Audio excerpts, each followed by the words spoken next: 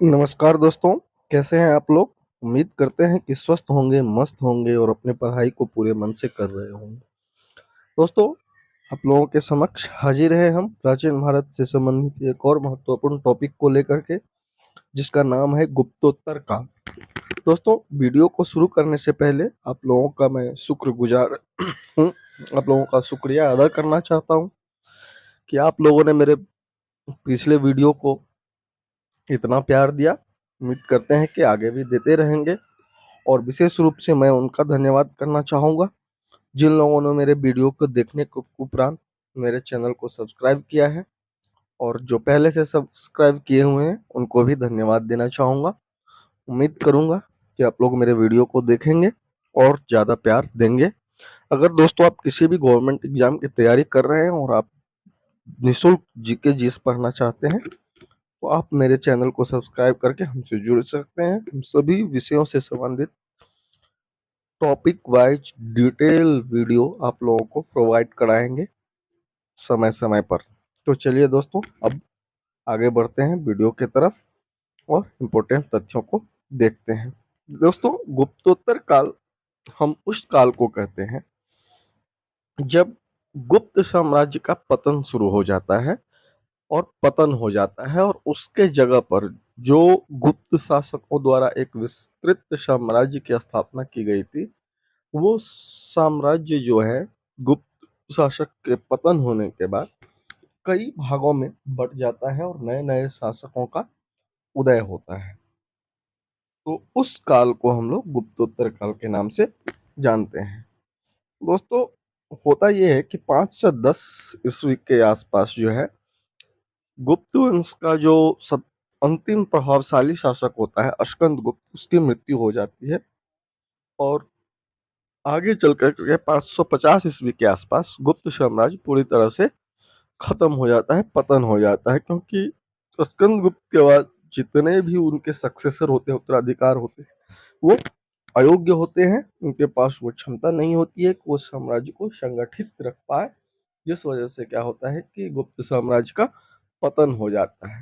इसके अलावा एक और कारण होता है कि बाहरी आक्रमण भी शुरू हो जाता है। जैसे ही शासक कमजोर होता है तो गुप्त साम्राज्य पर जो है शासक बाहरी ताकतों का आक्रमण भी बढ़ जाता है। इसमें प्रमुख हून जाति रहती है जो मध्य एशिया से संबंधित होती है। तो दोस्तों, गुप्त साम्राज्य के पतन के परिणाम स्वरूप जिन साम्राज्यों का उदय होता है उनमें 5 प्रमुख वंश होता है, जिसमें बल्लभी का मैत्रिक वंश, जिसका शासन का जो क्षेत्र होता है वो गुजरात के आसपास का क्षेत्र होता है। दूसरा कन्नौज का मौखरी वंश, और इसका जो जिस क्षेत्र पर शासन होता है उसको हम लोग जो है सो उत्तर प्रदेश के नाम से जानते हैं।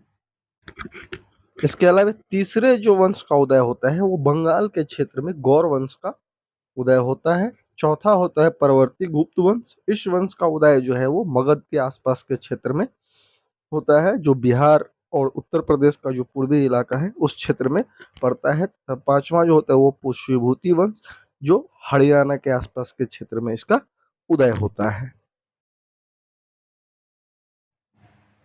तो दोस्तों, चलिए थोड़ा सा मैप पर भी नज़र दौड़ाते हैं ताकि चीज़ों को समझने में आसानी हो। तो दोस्तों देखिए, जैसे मैंने बताया था कि बंगाल के क्षेत्र में गौर वंश का उदय हुआ था। तो मैप पे जो अभी दिख रहा होगा वो असम वाला हिस्सा दिख रहा होगा आपको। तो वर्तमान में जो असम का क्षेत्र है, जिसे प्राचीन समय में कामरूप के नाम से जाना जाता था, और असम भी बंगाल का ही हिस्सा हुआ करता था, तो उस क्षेत्र में गौर वंश का उदय हुआ था। इसके बाद आप बिहार के क्षेत्र में देख रहे होंगे कि प्रवर्ती गुप्त वंश का उदय हुआ था। उत्तर प्रदेश कन्नौज के क्षेत्र में मौखरी वंश का, हरियाणा और दिल्ली के आसपास के क्षेत्र में पुष्यभूति वंश का, और गुजरात के वल्लभी में मैत्रिक वंश का उदय हुआ था। दोस्तों, इन राजवंशों का उदय होने के साथ ही आपस में साम्राज्य विस्तार को लेकर के युद्ध की स्थिति उत्पन्न हो जाती है, संघर्ष की स्थिति उत्पन्न हो जाती है, और लगातार ये लोग एक दूसरे से संघर्ष की स्थिति में होते हैं। अंततः पुष्यभूति वंश अपना वर्चस्व कायम करने में सफल हो जाता है और इन सभी क्षेत्रों को जीत करके उत्तर और पश्चिम भारत के क्षेत्र में एक विशाल साम्राज्य की स्थापना करता है। तो चलिए दोस्तों, अब हम पुष्यभूति वंश को के बारे में, जिसे वर्धन वंश भी कहा जाता है, पढ़ेंगे और इनके महत्वपूर्ण तथ्यों को ध्यान में रखते हुए आगे बढ़ेंगे। तो दोस्तों, पुष्यभूति वंश के बारे में जो जानकारी हमें मिलती है वो मुख्य रूप से पुष्यभूति वंश के जो शासक हुए थे हर्षवर्धन, उनके दरबार में एक राजकवि रहते थे जिनका नाम था बाण भट्ट, और उन्होंने एक पुस्तक लिखी थी जिनका नाम था हर्षचरित। तो हमें वर्धन वंश या पुष्यभूति वंश की जानकारी जो है वो हर्षचरित से ही प्राप्त होती है। दोस्तों, पुष्यभूति वंश की राजधानी जो थी वो थानेश्वर थी, और इस वंश के संस्थापक जो थे वो पुष्यभूति थे। इन्हीं के नाम पर इस वंश का नाम पुष्यभूति वंश पड़ा था, जिसे हम लोग वर्धन वंश भी कहते हैं। दोस्तों, अगर पुष्यभूति वंश के अंतर्गत बनने वाले शासकों की बात करें या पुष्यभूति वंश पर शासन करने वाले शासकों की बात करें, तो पुष्यभूति के बाद अगला शासक जो बनता है वो उनका नाम होता है नरवर्धन। नरवर्धन के बाद जो शासक बनता है उनका नाम होता है राज्यवर्धन। राज्यवर्धन के बाद अगला शासक जो बनता है उनका नाम होता है आदित्यवर्धन, और आदित्यवर्धन के बाद जो शासक बनता है उनका नाम होता है प्रभाकर वर्धन। और दोस्तों, इन्हीं के बारे में कहा जाता है कि वर्धन वंश का जो प्रथम प्रभावशाली शासक था वो प्रभाकर वर्धन ही था, क्योंकि इन्हीं के समय में पुष्यभूति वंश के साम्राज्य का विस्तार जो है वो शुरू होता है। दोस्तों, प्रभाकर वर्धन के 3 संतान थे, 2 पुत्र और 1 पुत्री, जिसमें से बड़े पुत्र का नाम राज्यवर्धन था और छोटे पुत्र का नाम हर्षवर्धन था। और इनकी जो पुत्री थी उनकी नाम थी राज्यश्री। ठीक है दोस्तों, प्रभाकर वर्धन के बाद राज्यवर्धन शासक बनता है और इनकी हत्या हो जाती है, जिसके बाद हर्षवर्धन वर्धन वंश का शासक बनता है, और वर्धन वंश का अंत जो है वो हर्षवर्धन के बाद हो जाता है, क्योंकि हर्षवर्धन का कोई उत्तराधिकार नहीं होता है, हर्षवर्धन का कोई संतान नहीं होता है। तो चलिए दोस्तों, इन सभी तथ्यों को आगे के स्लाइड में हम देखते हैं और समझने का प्रयास करते हैं। दोस्तों, प्रभाकर वर्धन के बारे में हम पहले भी बता चुके हैं कि ये अपने वंश के प्रथम प्रभावशाली शासक हुए थे।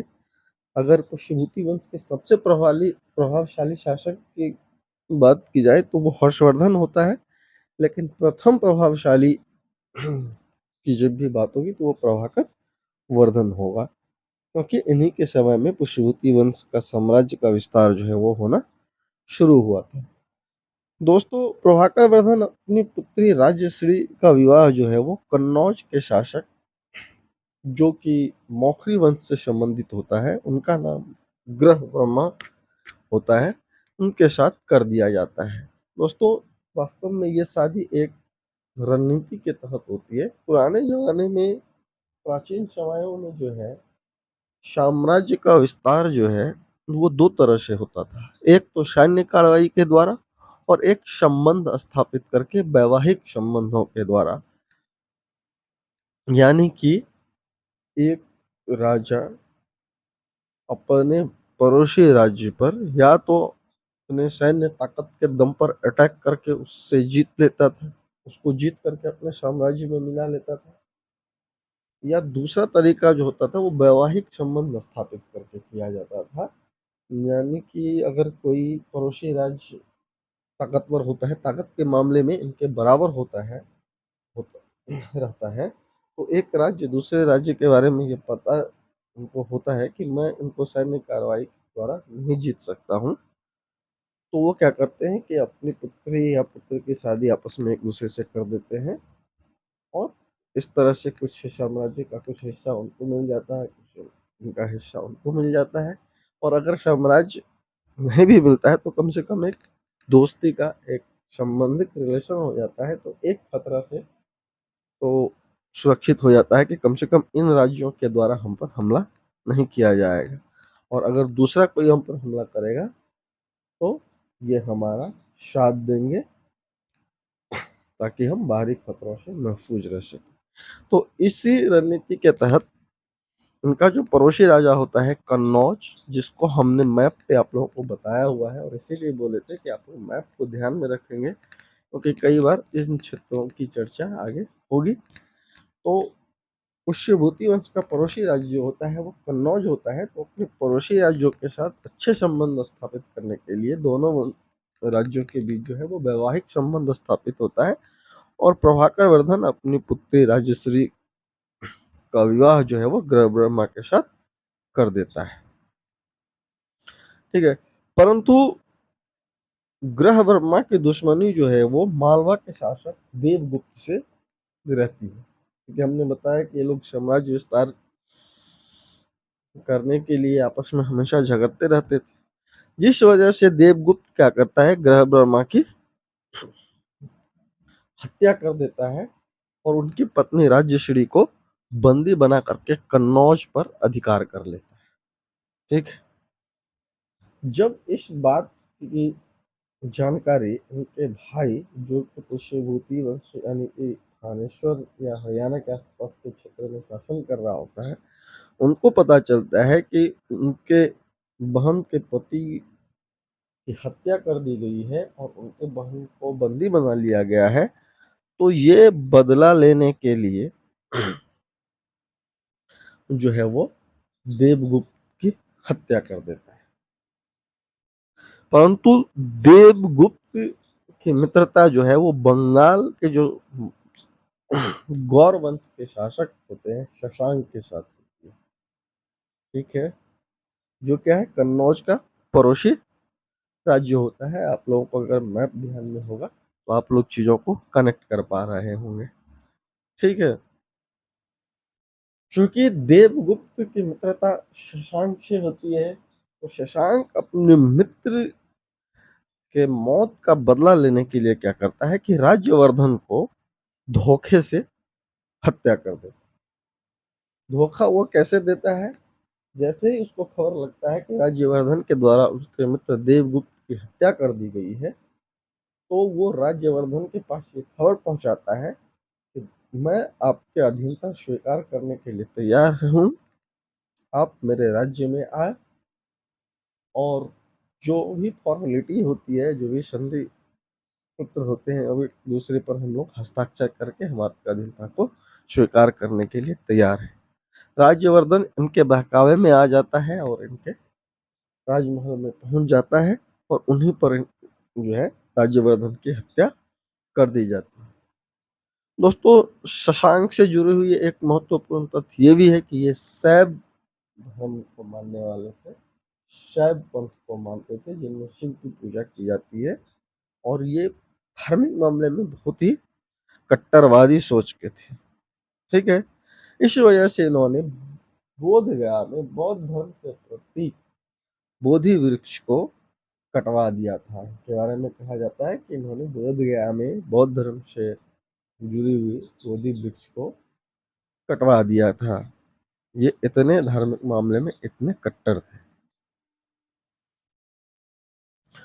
दोस्तों, राज्यवर्धन की मृत्यु हो जाने के बाद प्रभाकर वर्धन का दूसरा बेटा जो हर्षवर्धन होता है, वो 606 ईस्वी में 16 वर्ष की अवस्था में गद्दी पर बैठता है, पुष्यभूति वंश का शासक बनता है।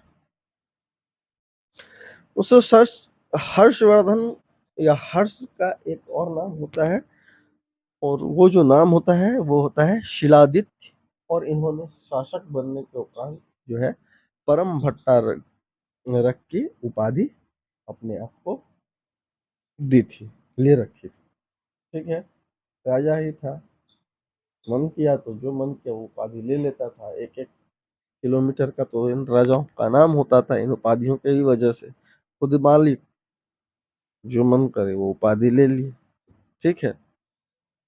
शासक बनने के साथ ही हर्षवर्धन के पास सामने जो सबसे बड़ी चुनौती थी वो थी अपने भाइयों के मौत का बदला लेना और अपने बहन को बंदी से छुड़वाना। ठीक है। परंतु इस दौरान एक और घटना घटती है। घटना ये घटती है कि जैसे ही राज्यवर्धन के द्वारा देवगुप्त की हत्या कर दी जाती है तो कन्नौज तो फ्री हो जाता है। परंतु जैसे ही ये गौर वंश के शासक गौर साम्राज्य में जाता है, जैसे कि वहाँ के शासक शशांक इनको धोखे से बुलाता है और इनकी हत्या कर दी जाती है, और ये खबर जब इनकी बहन राजश्री को लगती है तो वो बहुत ही शॉक्ड हो जाती है, बहुत ही आहत हो जाती है इस खबर को सुनकर कि एक तो मेरे पति की भी हत्या कर दी गई और मेरे बड़े भाई को भी मार दिया गया। इस वजह से वो काफी परेशान होती है और वो खुद आत्मदाह करने के बारे में सोचने लगती है और कहा जाता है कि वो आत्मदाह करने के लिए तैयार भी हो जाती है। ठीक है। इधर हर्ष शासक बन जाता है और उसके सामने पहला जो चुनौती होता है वो यही होता है कि अपने भाई की मौत का बदला लेना और अपनी बहन को आजाद करवाना। ठीक है। और इस क्रम में इसने क्या किया कि गौर वंश पर हमला कर दिया और शशांक की हत्या कर दी। दोस्तों, शशांक के हत्या करने के साथ ही हर्षवर्धन को जो सबसे बड़ा फायदा हुआ कि उसे कन्नौज के साथ साथ बंगाल का क्षेत्र भी मिल गया। और अगर आपको मैप याद होगा तो ये तीनों राज्य जो था वो एक लाइन से था और बहुत बड़े क्षेत्र में फैला हुआ था। तो इस तरह से क्या हुआ कि पुष्यभूति वंश का विस्तार एक बड़े क्षेत्र में हो गया। दोस्तों, उत्तर भारत के सभी प्रमुख राजवंशों को जीतने के बाद हर्ष जो है वो अपने साम्राज्य का विस्तार दक्षिण के तरफ करना चाहता है। ठीक है। परंतु दक्षिण भारत के क्षेत्र में एक और शक्तिशाली राज्यवंश होता है जिसे हम लोग चालुक्य वंश के नाम से जानते हैं, जिसको हम लोग इस टॉपिक के बाद पढ़ने वाले हैं।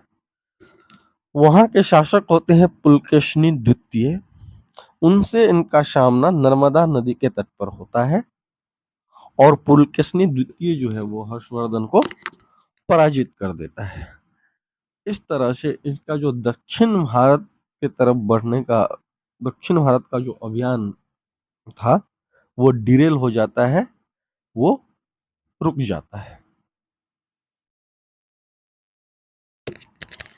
दोस्तों, हर्षवर्धन से संबंधित महत्वपूर्ण तथ्य ये है कि चीनी यात्री हेनसांग जो है वो हर्षवर्धन के शासनकाल में ही भारत आया था। हेनसांग को यात्रियों का राजकुमार, शाक्य मुनि तथा नीति का पंडित भी कहा गया है और वह भारत जो है वो मुख्य रूप से नालंदा में पढ़ने के लिए आया हुआ था। ठीक है। हर्ष के अगर धार्मिक जीवन के बारे में बात किया जाए तो ये अपने पूर्वजों की तरह, जैसे इनके पूर्वज जो थे वो शैव मत को मानने वाले थे, शैव मत के अनुयायी थे, तो ये भी शिव का उपासक होता है, शैव धर्म को मानता है। परंतु जब इनकी मुलाकात हेनसांग से होती है तो हेनसांग से ये बहुत ही प्रभावित होता है और बौद्ध धर्म के महायान शाखा को अपना लेता है, यानी बौद्ध धर्म को जो है वो ये अपना लेता है। दोस्तों, हर्षवर्धन के राज्य में इनका एक दरबारी कवि होता है जिनकी चर्चा हम शुरुआत में भी कर चुके हैं। इनका नाम होता है बाणभट्ट। बाणभट्ट ने हर्ष के दरबार में रहते हुए दो ग्रंथों या दो पुस्तकों की रचना की थी जिनका नाम था हर्षचरित और कादम्बरी। ठीक है दोस्तों, ये इंपॉर्टेंट चीजें, जितने भी चीजें बताया हूं मैं, ये काफी इंपॉर्टेंट है और कई एग्जामों में पूछे गए हैं और बराबर पूछे जाते हैं। ठीक है। इसके अलावे हर्षवर्धन खुद भी लेखन कार्य करता था और इसके अंतर्गत इन्होंने प्रियदर्शिका, रत्नावली तथा नागानंद नामक 3 संस्कृत नाटक की रचना इनके द्वारा जो है वो किया गया था। दोस्तों, हर्ष के शासन के दौरान प्रयाग में प्रति 5 वर्षों पर जो है एक समारोह का आयोजन होता था, जिसे महामोक्ष परिषद के नाम से जाना जाता था।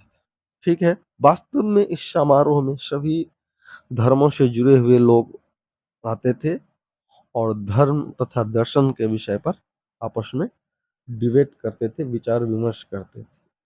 ठीक है दोस्तों, हर्षवर्धन के बारे में कहा जाता है कि वह भारत का अंतिम हिंदू सम्राट था। परंतु अगर दोस्तों वास्तविकता को देखें तो न तो हर्षवर्धन कट्टर हिंदू था और न ही ये पूरे भारत का शासक था। इनका शासन का जो क्षेत्र था वो उत्तर और पश्चिम भारत तक ही सीमित था। गुप्त साम्राज्य की तरह या मौर्य वंश की तरह इनका शासन जो है वो भारत के पूरे हिस्सों पर नहीं था। हालांकि मौर्य वंश का भी शासन जो है वो पूरे भारत पर नहीं होता है। दक्षिण भारत का क्षेत्र जो है वो अछूता होता है गुप्त साम्राज्य से, लेकिन इन दोनों वंशों की तुलना में हर्षवर्धन का जो शासन का क्षेत्र होता है वो और भी छोटा होता है। तो इस वजह से ये नहीं कहा जा सकता है कि हर्षवर्धन जो है वो पूरे जो है सो भारत का शासक था। और दूसरी बात ये था कि ये कट्टर हिंदू नहीं था और यहाँ तक कि इन्होंने अपने अंतिम समय में बौद्ध धर्म को अपना लिया था। तो इस तरह से ये कथन सही नहीं प्रतीत होता है कि हर्षवर्धन जो है वो भारत का अंतिम हिंदू सम्राट था। दोस्तों, हम लोगों ने शिवभूति वंश के से संबंधित महत्वपूर्ण शासकों के बारे में पढ़ चुके हैं।